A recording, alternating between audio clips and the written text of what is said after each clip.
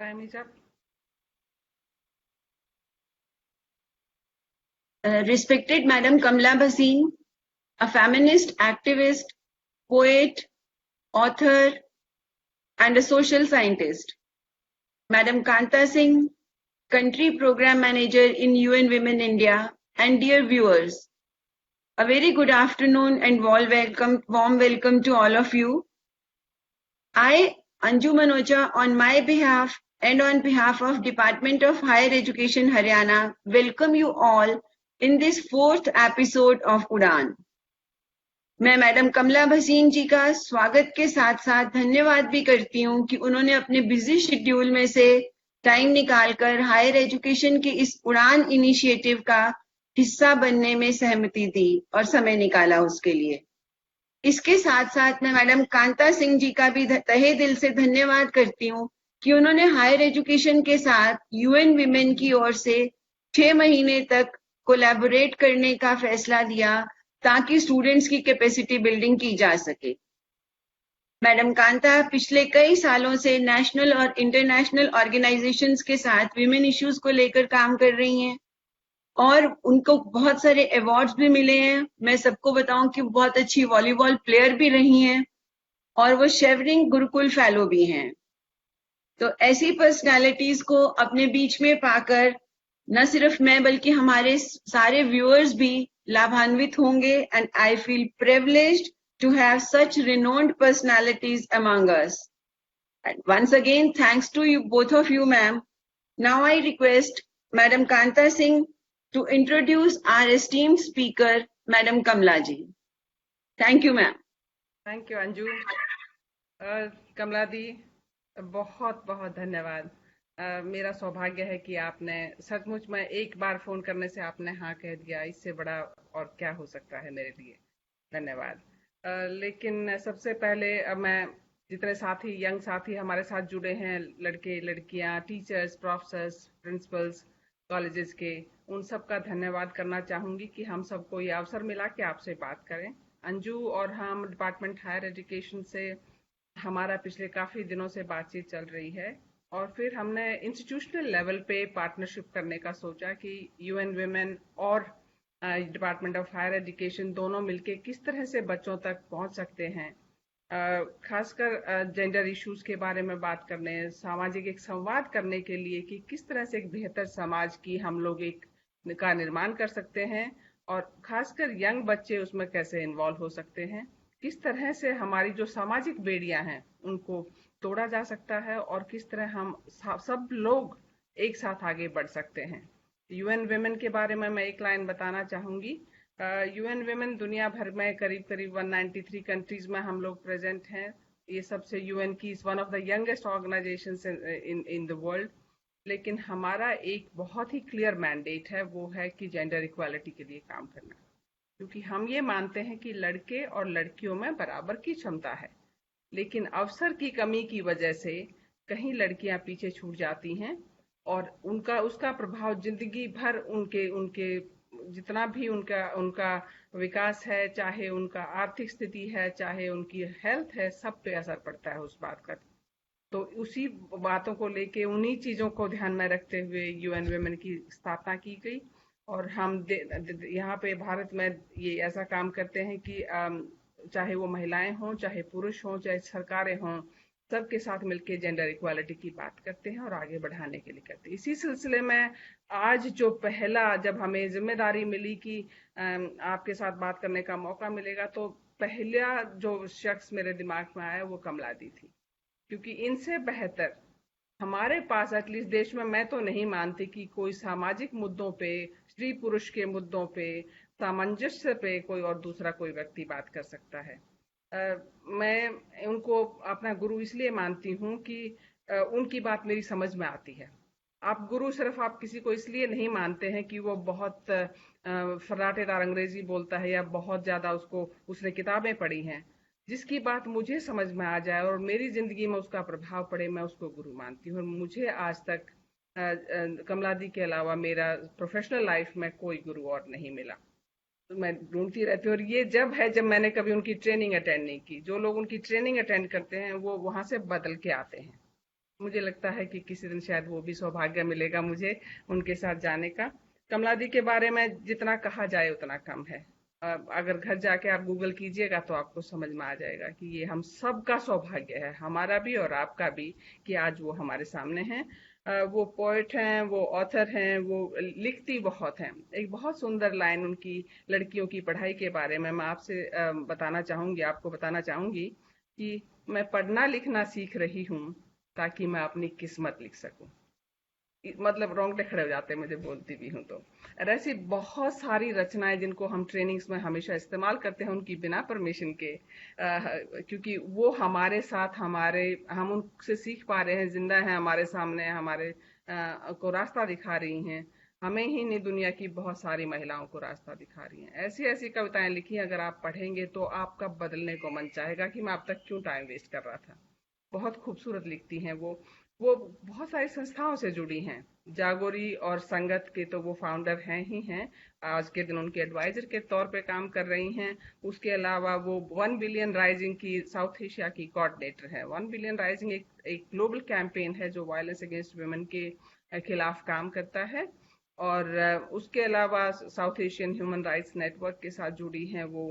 और मैं कभी भूल ना जाऊं, वर्ल्ड वाइड पीस नेटवर्क के साथ जुड़ी हैं। ये तो मुझे याद थे पहले वाले तो सो कहने की बात यह है कि कमला दी बहुत सारी ग्लोबल, रीजनल और नेशनल संस्थाओं के साथ जुड़ी हैं। और भारत के जेंडर के ऊपर जो संवाद है उसमें उनके अलावा इतना बड़ा योगदान और शायद किसी ने नहीं दिया, ये मैं सिर्फ कहना चाहूंगी। सत्यमेव जयते पे भी कमला दी को किसी ने देखा होगा तो, अगर आपको याद हो तो, इन्हीं मुद्दों पे बात करने वो आमिर खान से बात करने आई थी।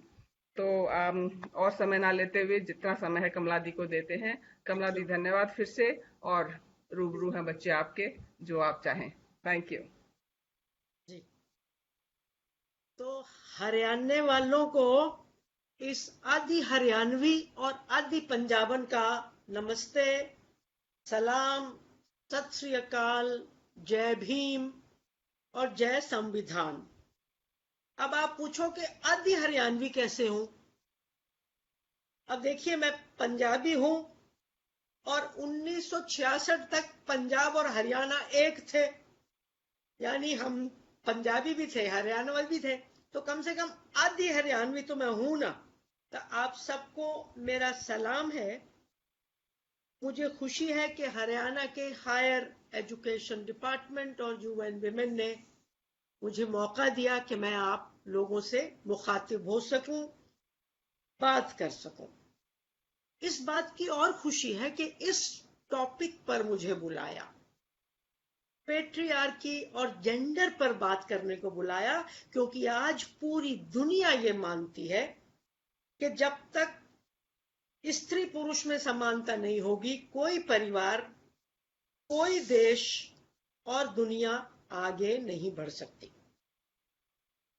मुझे इस बात की भी खुशी है कि इस लॉकडाउन के दौरान आप सबके दिमाग खुले हुए हैं, आप लोग सीख रहे हैं, अब आप डिजिटल बातें कर रहे हैं।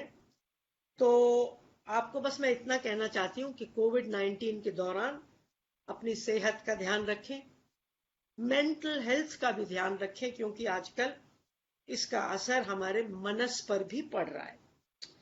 दोस्तों, डॉक्टर अंजू ने और कांता ने स्टूडेंट्स के लिए 2 शब्द इस्तेमाल किए। मैं उसके बारे में थोड़ा कहना चाहती हूं कि मैं दूसरी तरह से उनको कहूं। कांता ने कहा बच्चे। मैं समझती हूं कि हायर एजुकेशन में कोई बच्चे नहीं है। अंजू जी ने कहा girls and boys. Higher education में ना गर्ल्स है ना बॉयज है, विमेन एंड मेन। आप सब 18 से ऊपर हैं और वोट करते हैं, देश के नागरिक हैं। तो मैं बच्चा कह के आपकी इंसल्ट नहीं करना चाहती, और मैं आपको एडल्टहुड की भी पूरी जिम्मेदारी देना चाहती हूं। अपने आप को बच्चा कहकर आप अपनी जिम्मेदारी से बच के कम से कम मैं नहीं निकलने दूंगी। ये निकलने दे, दोनों तो निकलने दे। मुझे बहुत खुशी है दोस्तों कि आपने एक खूबसूरत नाम चुना, Udaan. Udaan an initiative of the department of higher education. तो उड़ान पर एक शेर मैं अर्ज करती हूं कि मंजिलें उन्हें मिलती हैं जिनके सपनों में जान होती है, सिर्फ पंखों से नहीं, हौसलों से उड़ान होती है। तो उड़ान भरने के लिए हौसले चाहिए। अब दोस्तों, मुझे नहीं पता कि आप कैसी उड़ान भर रहे हैं, किस दिशा में उड़ानें भर रहे हैं, लेकिन मैं तो ये समझती हूं कि हमारी हर उड़ान को हमें न्याय की तरफ ले जाना चाहिए, समानता की तरफ ले जाना चाहिए, प्यार की तरफ ले जाना चाहिए। तो उम्मीद है कि आपकी उड़ान भी आपको इंसानियत की तरफ ले जाएगी। आप डिपार्टमेंट ऑफ हायर एजुकेशन से जुड़े हैं। कभी सोचा है कि शिक्षा है क्या? हम क्यों पढ़ते हैं? डिग्री के लिए, पैसा कमाने के लिए, नौकरी के लिए, या इसके अलावा भी कुछ है? मैं शिक्षा के बारे में काफी सोचती हूं, और जो सबसे अच्छी चीज शिक्षा के बारे में मैंने सुनी है वो उपनिषद की एक छोटी सी लाइन है कि शिक्षा क्या है। उपनिषद कहते हैं, सा विद्या या विमुक्तये। विद्या वो है जो हमें मुक्त करे, हमें आजाद करे। किस चीज से? हमारे अंदर के अंधकार से, हमारे अंदर की कमजोरी से, हमारी कमियों से, और फिर से हमें एक बेहतर इंसान बनाने की तरफ ले जाए। सिर्फ नौकरी दिलवाए तो मैं उसको शिक्षा नहीं मानती, बेहतर इंसान बनाए। और दोस्तों, मुझे अफसोस है कि आजकल बहुत सारी शिक्षा हमें बेहतर इंसान नहीं बना रही। अगर मैं पूरी दुनिया में देखूं तो पढ़े लिखे लोग, आप भी जरा देखिएगा, ज्यादा पोल्यूशन कर रहे हैं। पढ़े लिखे लोग ज्यादा करप्ट हैं। गरीब के पास तो ताकत ही नहीं है करप्शन की। पढ़े लिखे लोग ज्यादा बेटियां भी मार रहे हैं। गरीब लोग अपनी बेटी को उतना नहीं मार रहे। तो चूंकि कांता जी ने मेरी एक कविता का जिक्र किया, तो मैं उनके लिए और आप सबके लिए वो कविता सुनाती हूं कि मेरे लिए और खासतौर से लड़कियों के लिए, और मैं तो कहूंगी लड़कों के लिए भी, शिक्षा का क्या मतलब है। तो एक पिता, वो कहीं का भी हो सकता है, पंजाब का हो सकता है, हरियाणा का हो सकता है, राजस्थान का हो सकता है। एक पिता अपनी बेटी से कहता है, पढ़ना है, पढ़ना है, तुम्हें क्यों पढ़ना है? पढ़ने को बेटे काफी हैं, तुम्हें क्यों पढ़ना है? तो बेटी को थोड़ा बुरा लगा, तो बोली, जब पूछा ही है तो सुनो, मुझे क्यों पढ़ना है? क्योंकि मैं लड़की हूं, मुझे पढ़ना है। यानी वो कह रही है कि अगर मैं लड़का होती तो शायद ना पढ़ती, क्योंकि मैं लड़की हूं, मुझे पढ़ना है। और फिर वो जवाब देती है कि पढ़ने की मुझे मनाही है, सो पढ़ना है। मुझ में भी तरुणाई है, सो पढ़ना है। सपनों ने ली अंगड़ाई है, सो पढ़ना है। कुछ करने की मन में आई है, सो पढ़ना है। क्योंकि मैं लड़की हूं, मुझे पढ़ना है। मुझे दर दर नहीं भटकना है, सो पढ़ना है। मुझे अपने पांवों चलना है, सो पढ़ना है। मुझे अपने डर से लड़ना है, तो पढ़ना है। मुझे अपना आप ही घड़ना है, सो पढ़ना है। क्योंकि मैं लड़की हूं, मुझे पढ़ना है। फिर बोली, हर जोर जुल्म को समझना है, सो पढ़ना है। कई कानूनों को परखना है, सो पढ़ना है। मुझे नए धर्मों को रचना है, सो पढ़ना है। और मुझे सब कुछ ही तो बदलना है, सो पढ़ना है। क्योंकि मैं लड़की हूं, मुझे पढ़ना है। हर ज्ञानी से बतियाना है, सो पढ़ना है। मीरा राबिया का गाना गाना है, सो पढ़ना है। मुझे अपना राग बनाना है, सो पढ़ना है। और अनपढ़ का नहीं जमाना है, सो पढ़ना है। क्योंकि मैं लड़की हूं, मुझे पढ़ना है। तो दोस्तों, हम पढ़ते हैं दुनिया को बेटर बनाने के लिए, खुद को बेटर बनाने के लिए। तो अब चलते हैं, आज के टॉपिक पर आते हैं। The poster which was created by the department and by UN Women is in English, and the topic given in that poster is patriarchy and its influence on our families. So the poster is in English. Now, I can speak English, but I don't understand कि मैं अपने लोगों से विदेशी भाषा में क्यों बात करूं। तो दोस्तों, मैं इंग्लिश में नहीं बोलूंगी, मैं अपनी हिंदी में बोलूंगी, हिंदुस्तानी में बोलूंगी। और हिंदुस्तानी में बोलूंगी तो मैं थोड़ी बहुत शेर व शायरी भी कर सकती हूँ। अंग्रेजी में तो अपन को शेर व शायरी करनी नहीं आती। तो मैं अपनी मातृभाषा में आपसे बातचीत करूंगी। तो क्या पितृसत्ता और हमारे परिवार। तो पहले पितृसत्ता को ले लेते हैं। ये जो शब्द है पितृसत्ता, पहले उसको लेते हैं। ये दोस्तों एक पुराना शब्द है, एंथ्रोपोलॉजी से आया है। और इसका, जैसा आप देख रहे हैं, वर्ड का मतलब है पेट्रीआर्की, पिता का रूल, पिता का रूल।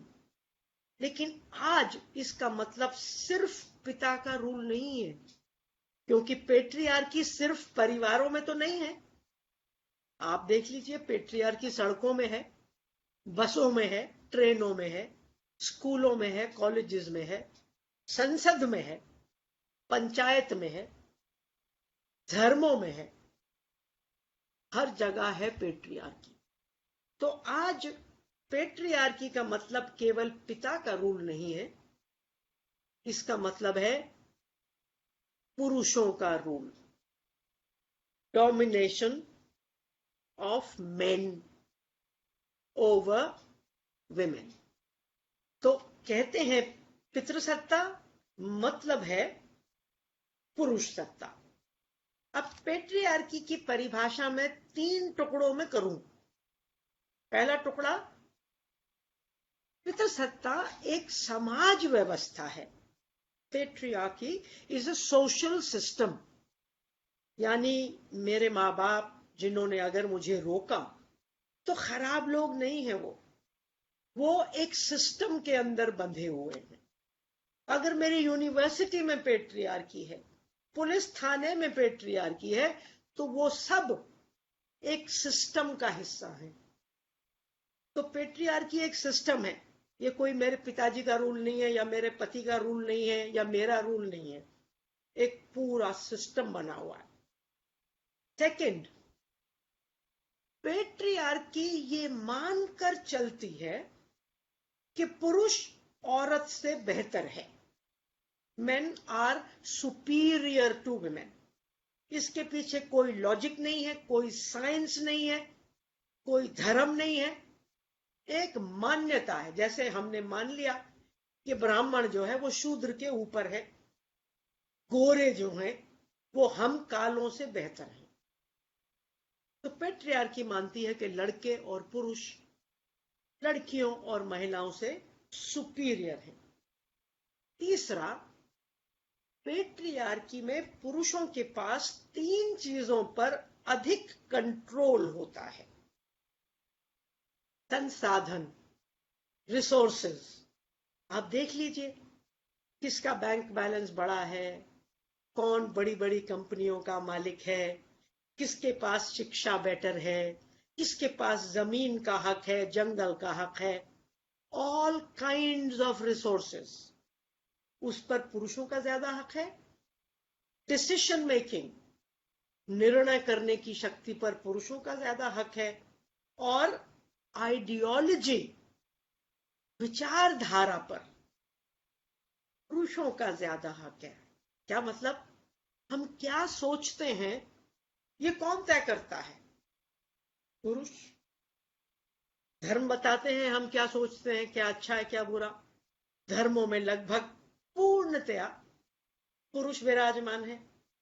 संसद वाले बताते हैं कि क्या कानून बनेंगे।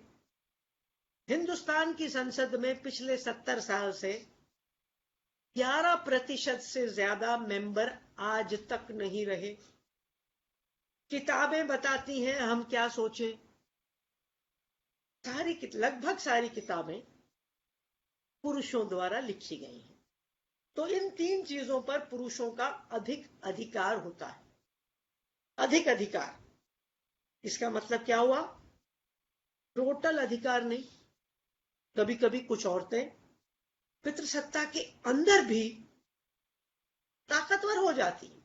हमारी कुछ दादियां हैं, हमारी कुछ नानियां थीं, ताकतवर थीं। कुछ प्रोफेसर हैं हमारे देश में, प्रधानमंत्री, मुख्यमंत्री, स्पीकर्स, दुनिया भर की औरतें रही हैं, मगर उनकी तादाद, उनकी संख्या हमेशा कम होती है। तो दोस्तों, मेरा जो अगला पॉइंट है वो ये है कि सिर्फ पुरुष ही पितृसत्ता को नहीं मानते, हम औरतें भी पितृसत्तात्मक होती हैं।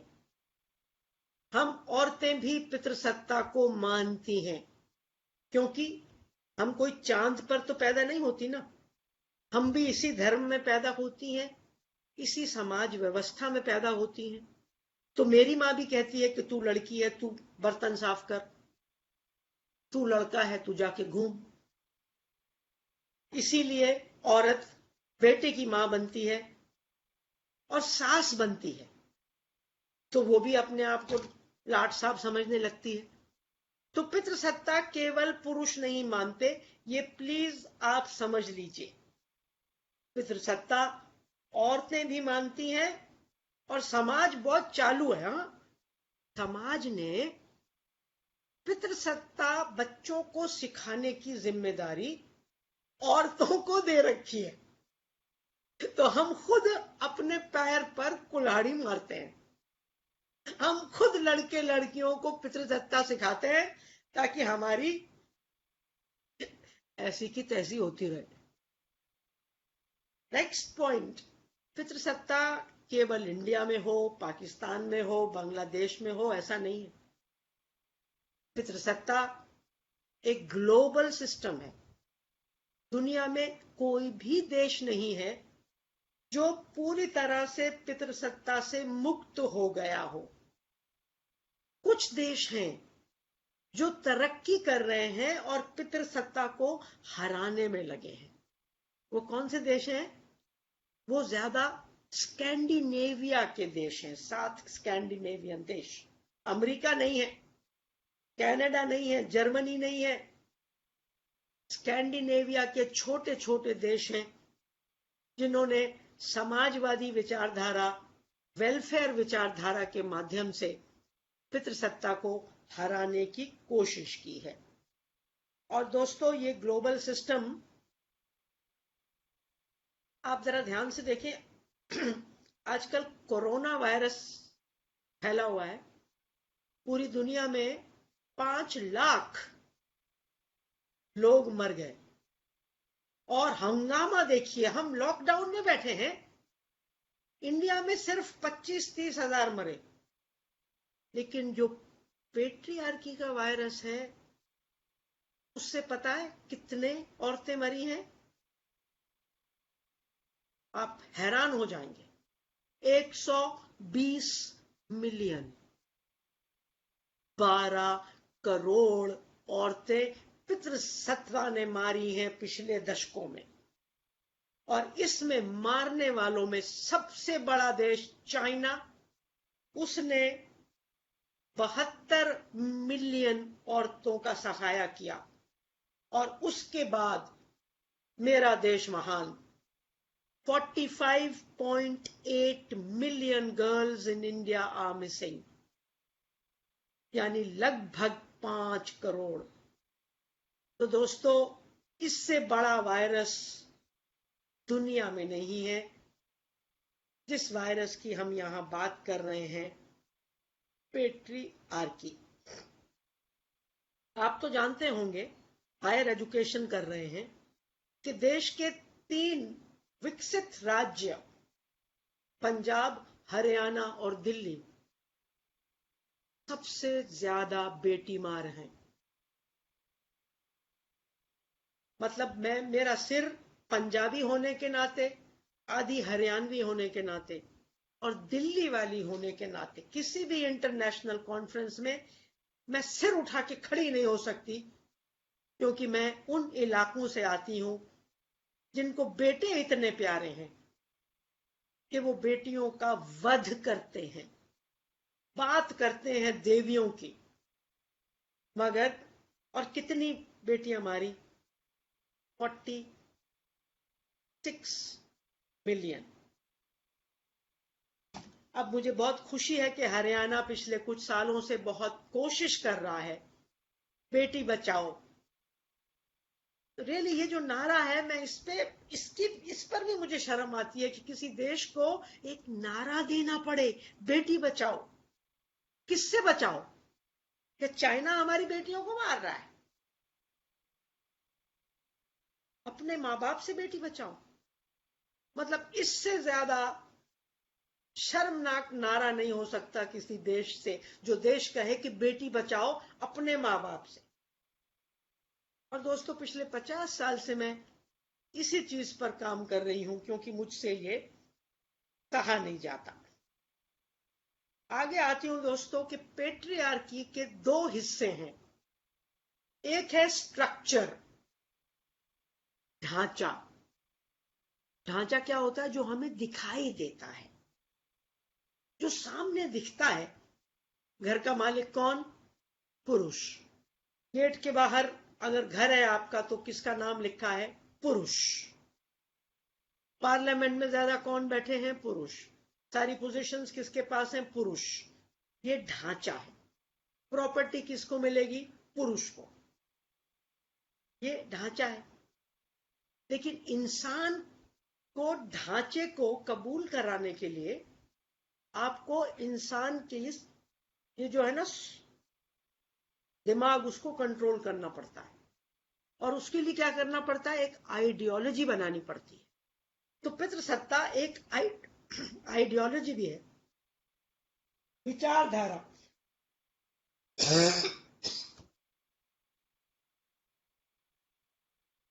एक विचारधारा है, और ये विचारधारा फैलाई जाती है बार बार। विचारधारा क्या है? हमारे सोचने का ढंग। तो कहावतें,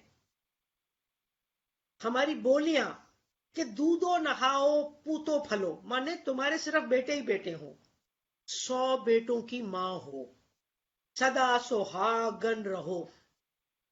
ये पितृसत्ता फैलाने की आइडियोलॉजी है।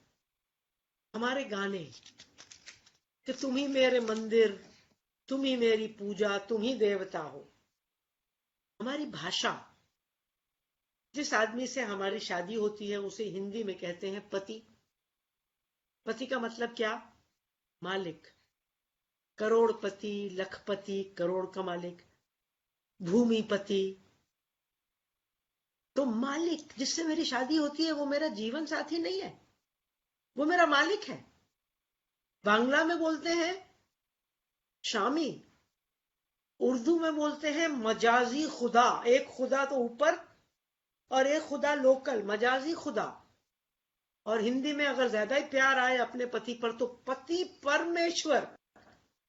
वो शराब पी के रात को झूमता हुआ आ रहा है, मगर मेरा परमेश्वर। भाषा, बार बार वो भाषा आपको कहती है कि कमला, तू आजाद नहीं है, तेरा मालिक है। और जब से संविधान आया 1950 में, उसके बाद कमला सोचती है कि मेरा संविधान तो कहता है कि मैं समान हूं सबके, तो मेरा मालिक कोई कैसे हो सकता है। मैं ये मानती हूं कि मेरा कोई मालिक नहीं हो सकता। तो ये शब्द जो हैं, हमें इनको बदलना पड़ेगा।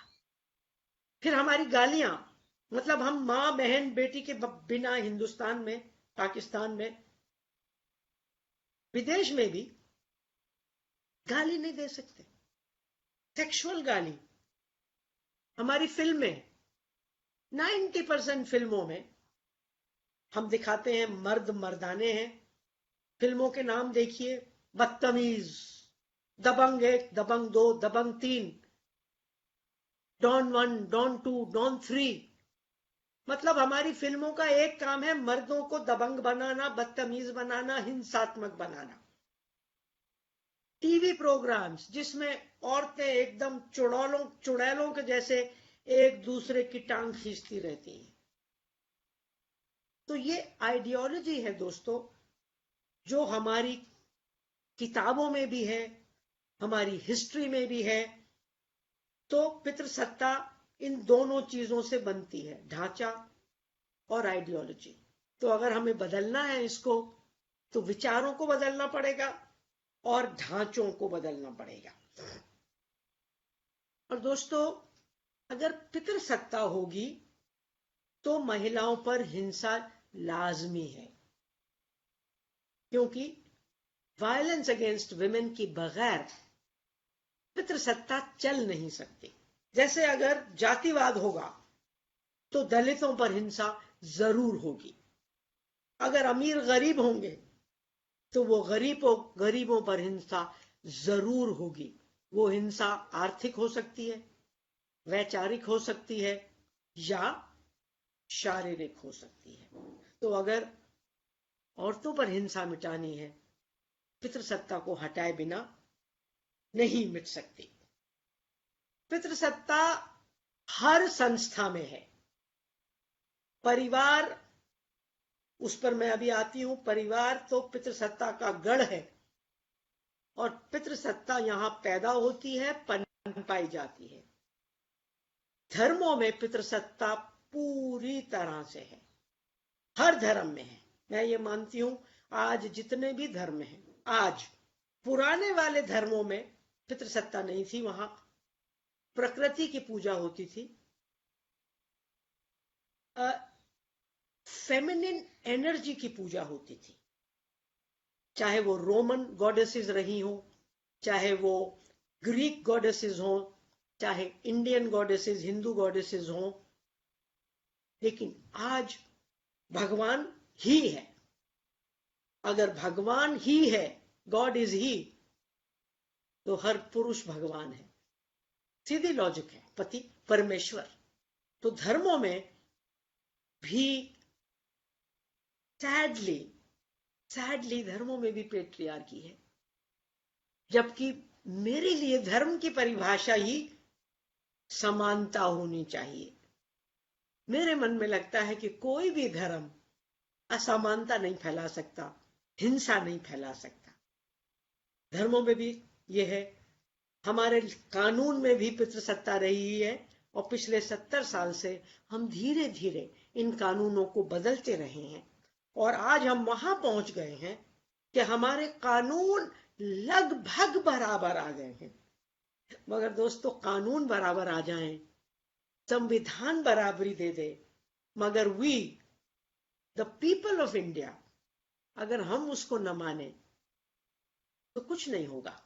तो कानून तो अच्छे हैं, मगर कानून लागू करने वाले, पुलिस वाले और हम इनको मानते ही नहीं है। कानून में भी पितृसत्ता है, पॉलिटिक्स में पितृसत्ता है, इकोनॉमिक इंस्टीट्यूशंस में पितृसत्ता है, एजुकेशनल इंस्टीट्यूशंस में पितृसत्ता है। देख लीजिए कि देश में कितने वाइस चांसलर्स महिलाएं हैं, कितनी हेड ऑफ द डिपार्टमेंट्स महिलाएं हैं, कितनी किताबें महिलाओं ने लिखी हैं, तो वहां भी पितृसत्ता है। स्टेट इंस्टीट्यूशंस में, आर्मी में, पुलिस में, ब्यूरोक्रेसी में, मीडिया में पितृसत्ता है। और जिस संस्थाओं से मैं जुड़ी हूं, एनजीओज, ज्यादातर एनजीओज में भी पितृसत्ता है। तो पितृसत्ता हर जगह है। और अगर ये पितृसत्ता मेरे संविधान के खिलाफ है, जैसे जातिवाद मेरे संविधान के खिलाफ है।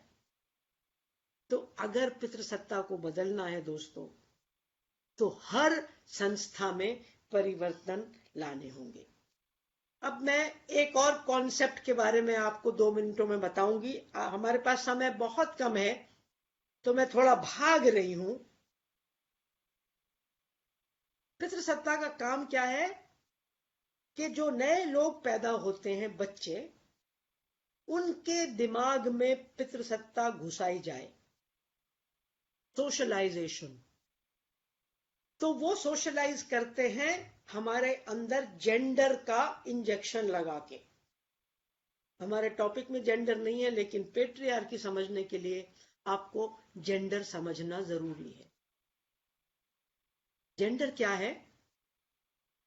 जेंडर वो वैक्सीनेशन है जो लड़की और लड़के के पैदा होते ही लगाया जाता है। और लड़की को कहा जाता है कि देख, तू लड़की है, तू ये तो कपड़े पहनेगी, ऐसे तेरे बाल होंगे, ऐसे तू उठेगी, ऐसे तू बैठेगी। और तू लड़का है, देख तू पिंक नहीं पहन सकता, तू रोएगा भी नहीं। तेरी मां भी मर जाए ना तो तू रोएगा नहीं, क्योंकि लड़के नहीं रोते। और तेरे को ना शर्म सीखने की जरूरत नहीं है, तू कहीं भी खड़ा होकर पेशाब कर लेना और तू घर का मालिक बनेगा, प्रॉपर्टी तुझे मिलेगी। जेंडर क्या है? समाज जो परिभाषा देता है लड़की और लड़के की। ये जो दुपट्टा है दोस्तों, ये जेंडर है। ये मेरे साथ नहीं आया था कि जब मैं पैदा हुई तो पहले मैं निकली, उसके बाद मेरी मां के अंदर से मेरा दुपट्टा आया, फिर मेरे कानों के झुमके आए, फिर मेरी लिपस्टिक आई। नहीं, ये सब चीजें, कानों के झुमके, लंबे लहराते बाल लड़कियों के, लड़कों की ताव वाली मूछें, उनकी मसल्स, उनकी नाराजगी, ये सब है जेंडर। समाज द्वारा बनाई गई लड़के लड़की, औरत मर्द की परिभाषा है जेंडर। जेंडर सिखाता है हर लड़के को कि तू सुपीरियर है, और जेंडर सिखाता है हर लड़की को कि देख, तू इंफीरियर है बेटी। हरियाणा में और पंजाब में तो तू पैदा हो गई तो अपनी खुशकिस्मती समझ, तू है वैसे इंफीरियर। और देख, तू पराया धन है यार। कोई भी हम 15, 16, 17, 18, 19 में कोई भी लड़का लाके पकड़ा देंगे जिसको ना तू जानती है ना हम जानते हैं, और कन्या दान कर देंगे। संविधान कहता है कि तू बराबर है, लेकिन हम तो अभी भी तेरा कन्यादान करते हैं। तू चीज है। एक मर्द, तेरा पिता, उठाकर तेरे को दूसरे मर्द को दे देगा। आज तेरा नाम है भसीन, तेरे पिताजी का नाम, कल तेरा नए मालिक का नाम होगा। तेरा ना तो अपना घर है बेटी, ना तेरा कोई अपना नाम है, ना तेरा कोई अपना सम्मान है। तू धोबी का कुत्ता है, ना घर की है ना घाट की। तो ये जेंडर है दोस्तों। जेंडर सिखाता है, और जेंडर जितने भेदभाव स्त्री पुरुष में है, ये प्रकृति नहीं बनाती। जो प्रकृति बनाती है दोस्तों, उसको आज हम कहते हैं सेक्स। यानी जिस्मानी रूप से मेरी जो सेक्स है वो फीमेल है। क्यों है? क्योंकि मेरे बच्चेदानी थी और है। मेरी ब्रेस्ट्स हैं, वक्ष हैं। तो प्रकृति ने मुझे मादा बनाया, मेरे भाई को नर बनाया। ये है मेरी शारीरिक परिभाषा। और प्रकृति ने केवल एक चीज के लिए नर और मादा बनाए, केवल एक चीज के लिए, प्रजनन के लिए। मेरे भाई को प्रकृति ने बेचारे को ना तो बच्चेदानी दी, ना ब्रेस्ट दी, बेकार बॉडी दी बेचारे को। देखो, ना तो बच्चा पैदा कर सकता है, ना दूध पिला सकता है, तड़ी मारता रहता है बिना बात के। लेकिन प्रकृति ने कोई ऐसा और अंग नहीं दिया जो कहे कि कमला तू मोटरसाइकिल नहीं चला सकती, या कमला का भाई तू किचन में जाके खाना नहीं बना सकता। प्रकृति ने नर और मादा में केवल प्रजनन के लिए फर्क किया है दोस्तों। बाकी जितने फर्क हैं वो समाज ने बनाए हैं, वो जेंडर ने बनाए हैं। अब आप लोग, बहुत लोग जेंडर शब्द आजकल जानते हैं, मगर मुझे इस बात का अफसोस है कि आप जेंडर को हिंदी में इसकी हत्या कर देते हैं। आप हिंदी में जेंडर को ज्यादातर लिंग कहते हैं, लैंगिक समानता कहते हैं, जेंडर इक्वालिटी। ये 100% गलत हिंदी है, 100%। क्योंकि हिंदी में लिंग का मतलब केवल जेंडर थोड़ी है। लिंग के 3 मतलब हैं हिंदी में, थोड़ा सोचिए ना। लिंग का मतलब है सेक्स, मेल फीमेल। लिंग का मतलब है जेंडर, स्त्रीलिंग, पुल्लिंग, नपुंसक लिंग। और लिंग का मतलब है पीनस या फैलस,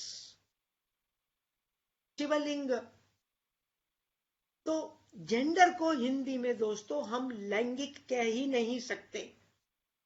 उसको मैंने ये परिभाषा दी थी 1986 में कि सेक्स को हमें कहना चाहिए प्राकृतिक लिंग, जो प्रकृति ने बनाया, और जेंडर को हमें कहना होगा सामाजिक लिंग।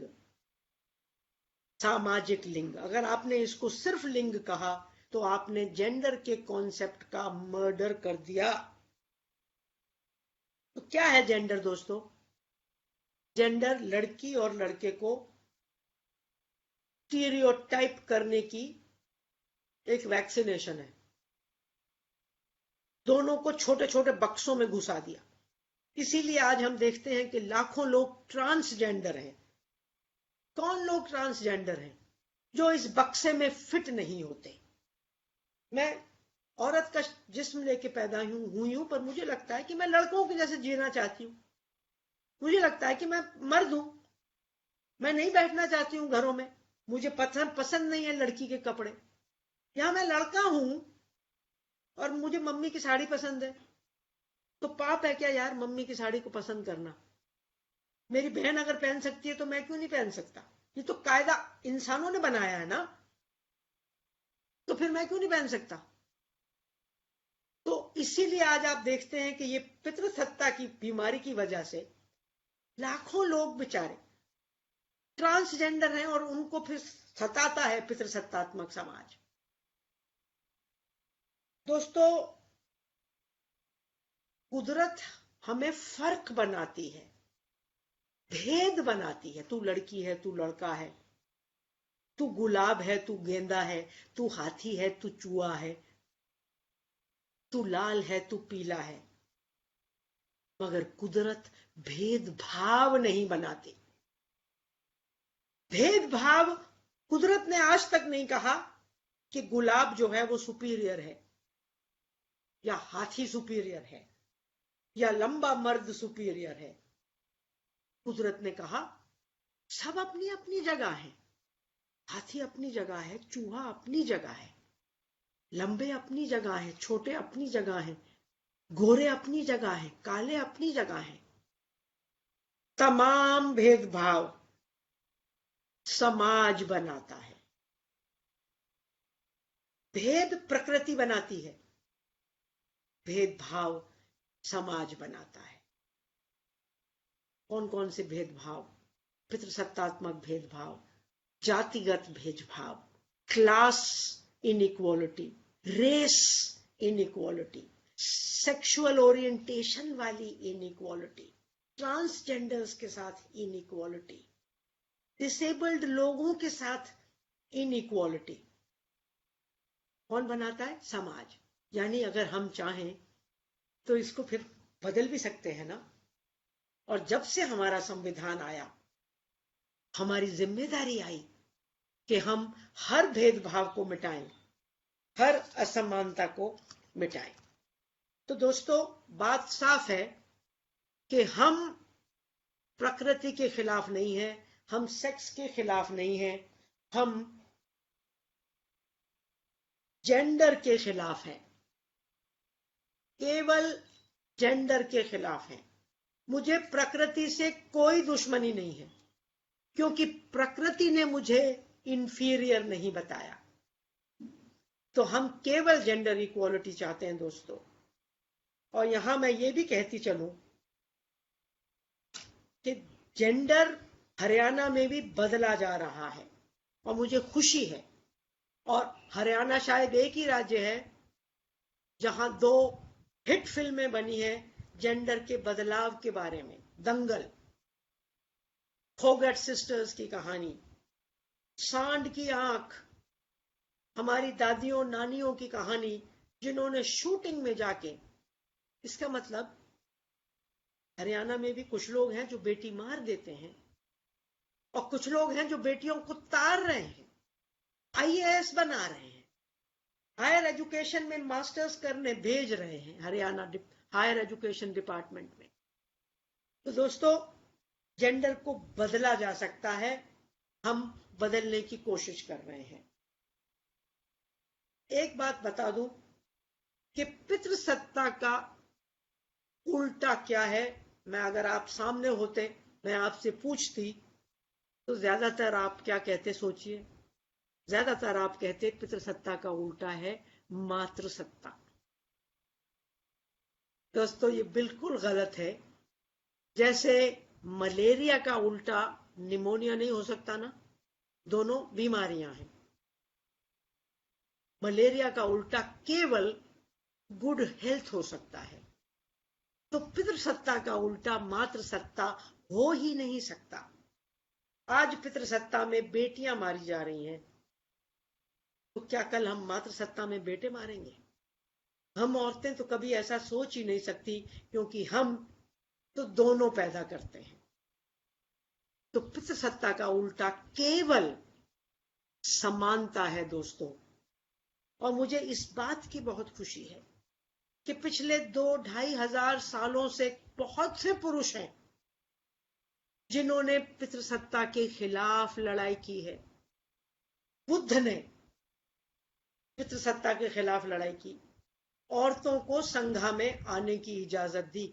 उसके पहले हिंदू धर्म में नहीं आ सकती थी, वर्ण आश्रम में नहीं आ सकती थी। मोहम्मद साहब, प्रॉफेट मोहम्मद ने औरतों को बहुत से हक दिए, हकूक दिए। गुरु नानक देव ने, हमारे सोशल रिफॉर्मर्स ने, बाबा साहब अंबेडकर ने, गांधी जी ने, और आपने भी, अब वो फोगट पिताजी ने बेटियों को कहां पहुंचा दिया, कितना रिस्क लेके पहुंचा दिया। तो दोस्तों, ये जो पितृसत्ता के खिलाफ लड़ाई है, ये औरत और मर्द के बीच की लड़ाई है ही नहीं। आप लोग गलत समझते हैं और बिना बात के मेरे जैसी औरतों को गालियां देते हैं। मेरे जैसी मतलब नारीवादी औरतें। हम नारीवादी औरतें केवल पितृसत्ता के खिलाफ हैं, पुरुषों के खिलाफ नहीं है। अरे, लाखों पुरुष हमारे मूवमेंट में हैं जो हमारे साथ चल रहे हैं आगे। तो दोस्तों, हम उन औरतों के भी खिलाफ हैं जो पितृसत्तात्मक हैं। हम उन सासों के खिलाफ हैं जो औरतों को प्रताड़ित करती हैं। हम उन नंदों के खिलाफ हैं जो भाभियों की बैंड बजाती हैं। और हम बलात्कारी पुरुषों के खिलाफ हैं। तो हम पितृसत्ता और पितृसत्तात्मक लोगों के खिलाफ हैं, और जो समानता में विश्वास रखते हैं उनके साथ हैं। तो दोस्तों, मेरे पास केवल 10 मिनट बचे हैं। उम्मीद है आप लोग मुझे सुन रहे हैं। तो अब मैं अंतिम टॉपिक पर आती हूं, पितृसत्ता और हमारे परिवार। ये बहुत ही दुख की बात है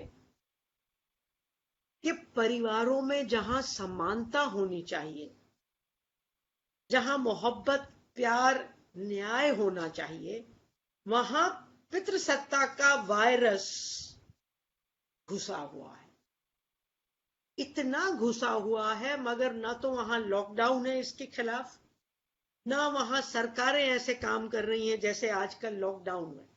जैसा मैंने कहा, दुनिया में केवल 5 लाख लोग मरे हैं, तो सरकारें बंद हो गई जनाब। 120 मिलियन औरतें मरी हैं, सरकारें चल रही हैं खुशी से। कितने शर्म की बात है। औरत जो दुनिया पैदा करती है, औरत जो परिवार चलाती है, वो मक्खियों की तरह मारी जा रही है। हमारे हिंदुस्तान में हर 20 मिनट में उसका बलात्कार होता है।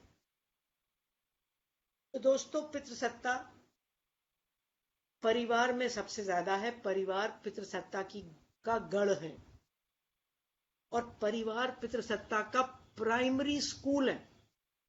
यहां ऑडियो विजुअल तरीके से पितृसत्ता सिखाई जाती है, और आप आंखें बंद करके पितृसत्ता को परिवार में देख सकते हैं। और मैं आज आपको कहती हूं कि प्लीज 2-4 दिन के लिए आप जासूस बन जाओ। आप जासूसी करो कि मेरे परिवार में, नहीं, उसके पहले जासूसी करो कि मेरे अंदर, चाहे मैं औरत हूं चाहे मर्द हूं, मेरे अंदर पितृसत्ता है क्या, कहां कहां है। और फिर आप देखो कि क्या मेरे परिवार में पितृसत्ता है। क्या मेरे परिवार में भी बेटी का टेस्ट करा के अबॉर्शन कराया था? क्या मेरे परिवार में बेटों को ज्यादा प्यार दिया जाता है, बेटर खाना दिया जाता है, बेटर एजुकेशन दी जाती है, ज्यादा आजादी दी जाती है, उनसे घर के काम नहीं कराए जाते? क्या बेटियों को बाहर खेलने से रोका जाता है? मां को क्या कभी कभी घर में मारा जाता है? और वो हजारों लाखों माएं जिन्हें न जाने किस किस राज्य से खरीद के लाया गया है, क्योंकि अपनी बेटियां तो लाखों की तादाद में मार दी, उनकी कितनी इज्जत है? कितने घर के मर्द उनके साथ सेक्स करते हैं? कौन कौन से त्योहार हैं मेरे परिवार में जो पितृसत्तात्मक हैं? क्या बेटी को पराया धन कहा जाता है? क्या उसका कन्यादान होगा? क्या उससे पूछ के उसका विवाह किया जाएगा? संविधान के अनुसार उसका विवाह किया जाएगा, या हमारे घर के कानून के हिसाब से, जहां वो इंसान नहीं है? जरा जासूसी करिए दोस्तों, और आप पाएंगे कि घरों के अंदर, अधिकतर घरों के अंदर, अधिकतर, बड़ी खुशी है कि 100% घरों के अंदर नहीं, मगर अधिकतर घरों के अंदर पितृसत्ता कूट कूट कर भरी है। अब मैं दोस्तों यूएन में काम करती थी 27 साल, और मैं 30-32 साल की थी, तो मैंने देखा कि मैं आज भी रक्षाबंधन पर अपने छोटे भाई को राखी बांधती हूं, जिसको मैं फाइनेंशियली हेल्प कर रही हूं, और वो मेरे से पहले 11 रुपए ले लेता था, और राखी बंधवाने के बाद वो 11 रुपए मुझे टेप देता था, और कहता था मैं तेरी रक्षा करूंगी। अरे यार, तेरी रक्षा तो मैं कितने साल से कर रही हूं, ये क्या चक्कर है? तो फिर उस दिन मैंने तय करा कि ये ढकोसले वाले त्योहार मैं नहीं बदलूंगी, मैं बदलूंगी। मैं ये झूठे ढकोसले नहीं करूंगी। मगर मैं अपने भाई को तो बहुत प्यार करती थी और रक्षाबंधन मुझे बहुत पसंद था, तो मैं क्या करूं? मैंने कहा मैं रीडिफाइन करूंगी। जब मेरा देश एक नया संविधान बना सकता है तो मेरा परिवार भी त्योहारों को रीडिफाइन कर सकता है। तो मैंने अपने भाइयों से कहा कि भाइयों, मैं आपको राखी बांधूंगी, आप मुझे राखी बांधिए। मैं कसम खाती हूं कि आखिर दम तक आपकी रक्षा करूंगी। यूएन में नौकर हूं, अफसर हूं, रक्षा करने लायक हूं, और मुझे आपकी रक्षा की जरूरत है, आपकी मोहब्बत की जरूरत है। और दोस्तों, आप रियली आंख खोल के देखो कि असली रक्षा तो बहनें ही करती हैं। खाना कौन बना के देता है, बर्तन कौन साफ करता है, आपका बिस्तर कौन बनाता है, आपके कपड़े कौन धोता है, डंडा पकड़कर रक्षा करना कितने भाई करते हैं।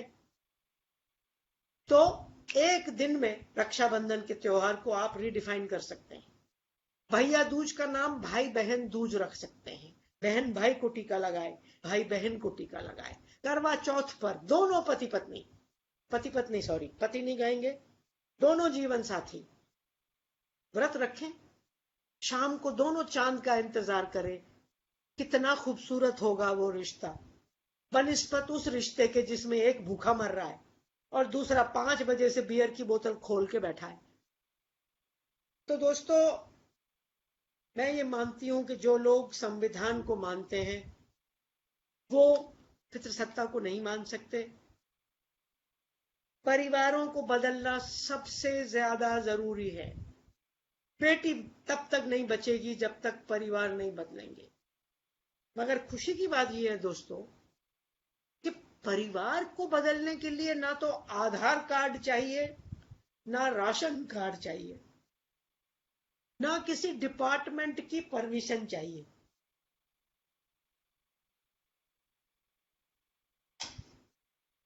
खास तौर से वो लोग जो पुरुष हैं, आप तो आज ही अपने घर का नक्शा बदल सकते हैं। तो दोस्तों, 1 बजने वाला है मगर मैं आपसे 10 मिनट और मांग रही हूं। प्लीज थोड़ा रुकिए, क्योंकि मेरा जो नेक्स्ट पॉइंट है वो बहुत इंपॉर्टेंट है। वो ये है, हम लोग ये समझते हैं कि पितृसत्ता का फायदा पुरुषों को होता है और होता है। जैसा मैंने बताया, संपत्ति उनको मिलती है, 90% हाई पोजीशंस उनको मिलती है, बना बनाया खाना उनको मिलता है, प्यार उनको मिलता है, बहुत फायदे हैं। मगर थोड़ा सा सोच के देखिए कि पितृसत्ता में पुरुषों पर नुकसान कितने हैं। नंबर 1, पितृसत्ता में पुरुषों को भी स्टीरियोटाइप किया जाता है। पितृसत्ता बताती है कि वो कौन से रंग के कपड़े पहनेंगे, कौन से कपड़े पहनेंगे। हम औरतें कोई भी कपड़े पहन सकती हैं। कोई है क्या पुरुष जो साड़ी पहन के आ जाए, कल हायर एजुकेशन डिपार्टमेंट में सलवार कमीज पहन के आ जाए, ट्रांसजेंडर कहलवाएगा, गालियां खाएगा। बेटों को रोने नहीं दिया जाता। अगर मर्द रोएगा नहीं, अपनी भावनाएं नहीं बताएगा, तो सुसाइड करेगा चुपचाप, हार्ट अटैक होगा चुपचाप, डायबिटीज होगी, क्योंकि सब कुछ अंदर रखता है। वो बता ही नहीं सकता कि देखो मुझे कमजोरी महसूस हो रही है, देखो मुझे लग रहा है कि मैं स्ट्रांग नहीं हूं। पितृसत्ता में लड़कों पर अधिक हिंसा होती है। लड़के अभी भी बताते नहीं हैं, मगर उनके भी बलात्कार होते हैं, उनके ऊपर भी हिंसा होती है। पूछ लीजिए लड़कों को। मां बाप भी लड़कों को ज्यादा मारते हैं, स्कूल में भी लड़कों पर ज्यादा मारपीट होती है। पितृसत्ता में लड़कों पर पैसा कमाने का बोझ है। वो बेचारा अभी पैदा नहीं हुआ कि प्लान बना लिए घर वालों ने कि ये पुलिस में जाएगा, ये फौज में जाएगा, ये धंधा करेगा, ये आईएएस बनेगा। मगर वो तो कवि बनना चाहता है, वो तो गायक बनना चाहता है, वो तो पेंटर बनना चाहता है। पेंटर बनेगा पागल, 2 थप्पड़। पेंटर का बच्चा, लग जा पढ़ने, कोटा जा, कोटा जाके तैयारी कर कॉम्पिटिटिव एग्जाम्स की। और हर साल वहां पर आत्महत्या करते हैं लड़के, क्योंकि उनको लगता है कि मेरे माँ बाप जितना नंबर चाहते हैं मैं नहीं ला पाऊंगा। तो लड़कों पर आप देखिए, फिर लड़की को दहेज दिया जाता है, लेकिन इकट्ठा कौन करता है? भाई और पिता। लड़की को की शादी किसी को पकड़ के लाके करनी पड़ती है, तो कौन पकड़ के लाता है? घर के पुरुष। दोस्तों, अगर औरत घर की आजाद नहीं है तो चौकीदारी कौन करता है? पुरुष। तो पितृसत्ता में पुरुषों को तो केवल चौकीदार बना के छोड़ दिया। उसकी तो कोई अपनी मर्जी नहीं है। वो 6 साल का बच्चा जिसकी नाक बह रही है, जांघिया नीचे गिर रहा है, उसको कहते हैं कि वो देख, वो हायर एजुकेशन डिपार्टमेंट में तेरी बहन है, एमए कर रही है, उसको जरा बाजार ले जा, उसको सैनिटरी टॉवल खरीदने। वो 6 साल के चौकीदार जी अपनी 20 साल की बहन के पीछे पीछे जा रहे हैं। सिर्फ चौकीदार नहीं, जासूस भी है। मम्मी मम्मी वो तो लड़के के साथ बात कर रही। अरे, तो आप देखिए लड़कों के ऊपर पितृसत्ता में क्या क्या प्रॉब्लम्स होती हैं। मन की बात नहीं बता सकते, इमोशनल इंटेलिजेंस नहीं है। और दोस्तों, पोजीशंस बहुत हैं। 95% वाइस चांसलर्स पुरुष हैं, 90% मेंबर्स ऑफ पार्लियामेंट पुरुष हैं।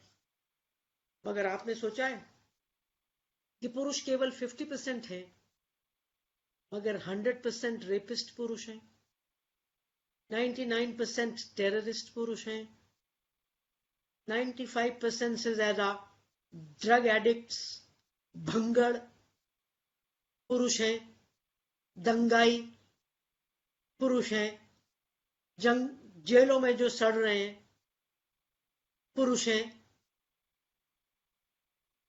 मतलब इतनी हिंसा। तो क्या पुरुष हिंसात्मक पैदा होते हैं? क्या कुदरत उनको हिंसात्मक पैदा करती है? बिल्कुल नहीं। अगर सब पुरुष हिंसात्मक होते तो गुरु नानक कहां से आ गए, बुद्ध कहां से पैदा हो गए?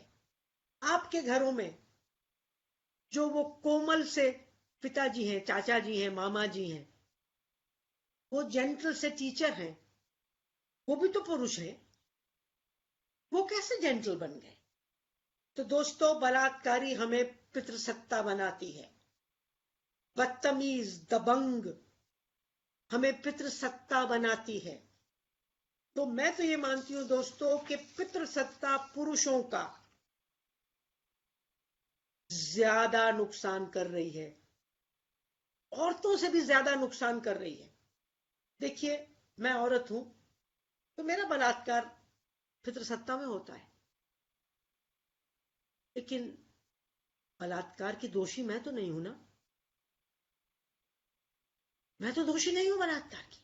मुझे संपत्ति नहीं दी जाती, मैं तो दोषी नहीं हूं। संपत्ति न देने वाला तो दोषी है ना। बलात्कार करने वाला तो दोषी है।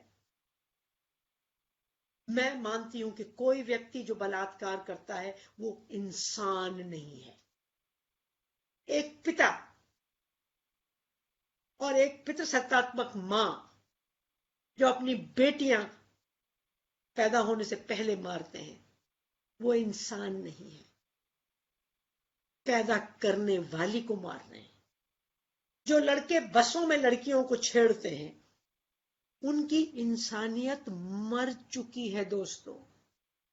तो दोस्तों, पितृसत्ता मर्दों की इंसानियत छीन रही है, उन्हें डीह्यूमनाइज कर रही है, ब्रूटलाइज कर रही है। तो दोस्तों, मैं पुरुषों को कहती हूं कि आप औरतों को बचाने के लिए पितृसत्ता के खिलाफ मत बोलो। आप खुद को बचाने के लिए पितृसत्ता के खिलाफ बोलो। आप अपनी इंसानियत बचाने के लिए पितृसत्ता के खिलाफ बोलो।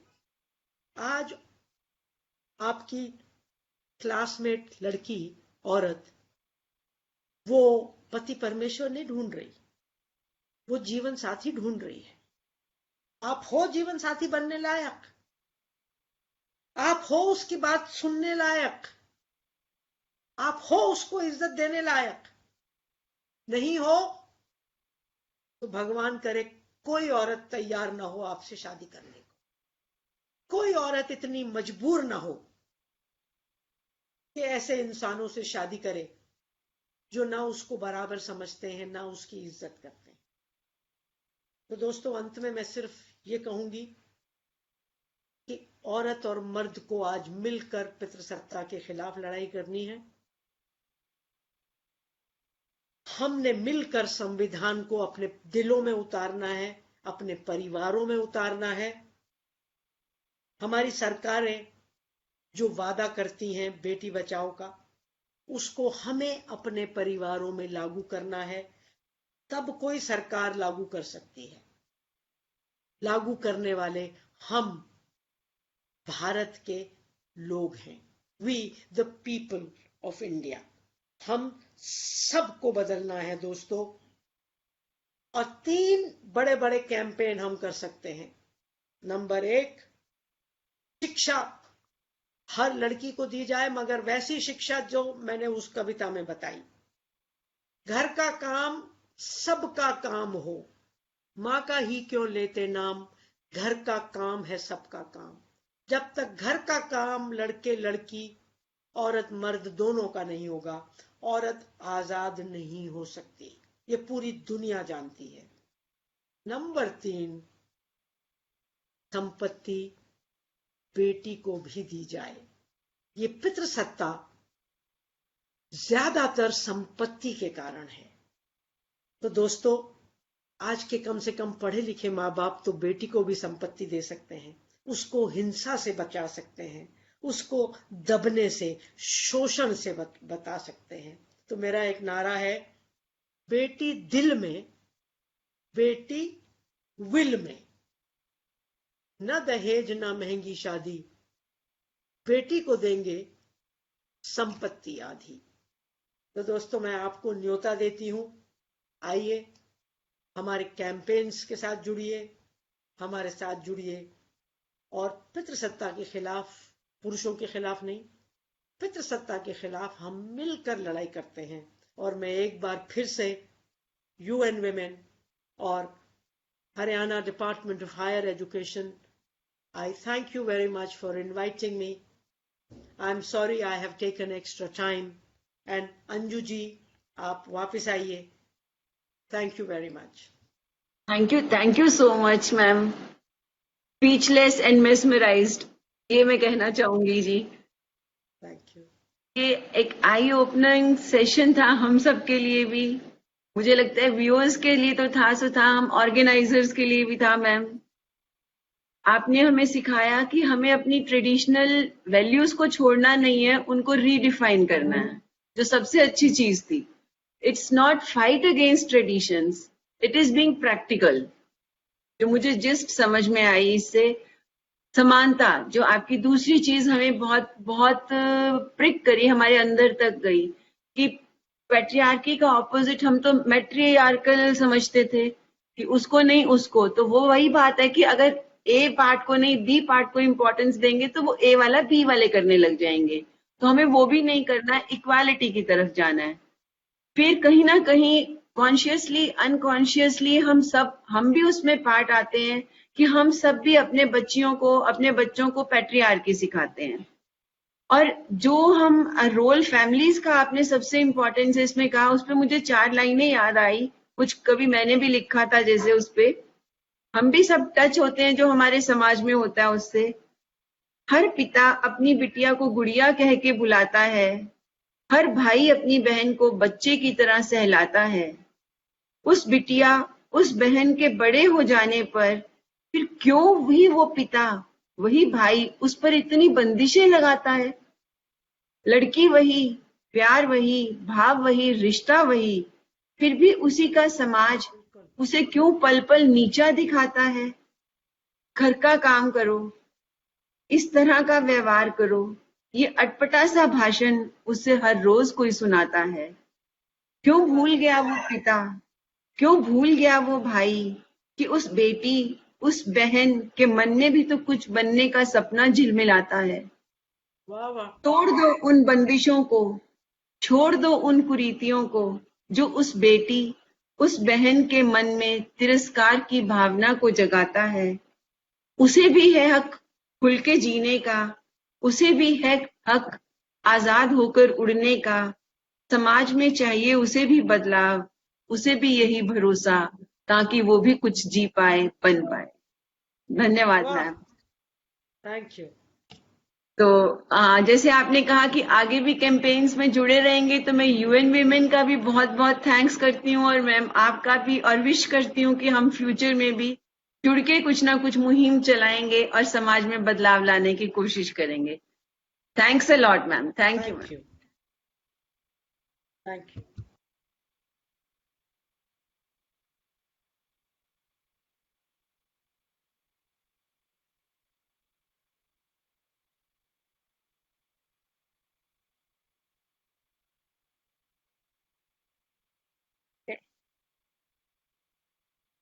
हम्म,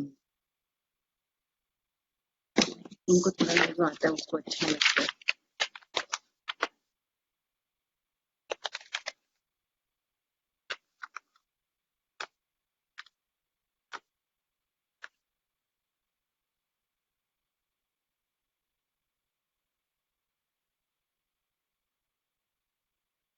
बंद करेंगे।